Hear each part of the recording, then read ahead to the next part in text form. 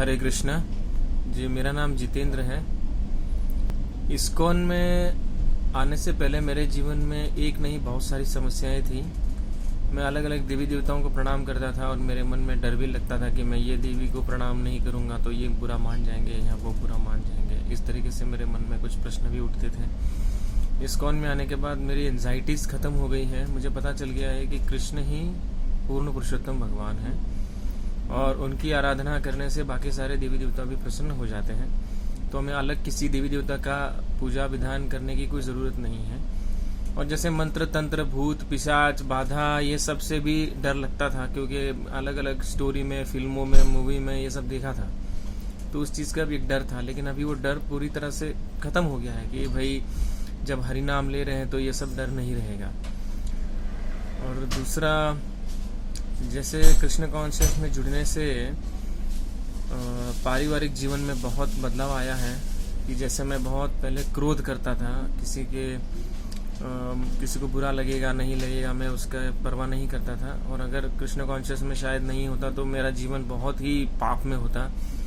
एक तरह से मैं ये सोचने लग गया था कि भगवान पता नहीं है कि नहीं, ये ठीक है बस अपने कर्म करो, पाप अच्छा करो या बुरा करो। लेकिन इधर आने के बाद पता चला कि पाप पुण्य क्या होता है, हमें कैसे कर्म करने चाहिए।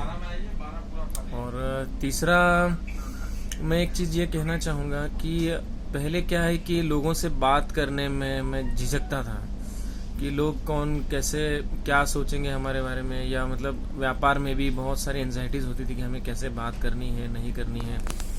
लेकिन अभी मैं जज कर पाता हूँ कि कौन किस स्तर पे है और मुझे मतलब गलती किसकी है, मेरी है या सामने वाले की है। क्योंकि हर बार व्यापार में ऐसा ही होता है कि सामने वाला बोलता है कि भाई आप ही की गलती है, ये आप ही की गलती है। घर परिवार में भी ऐसा होता है।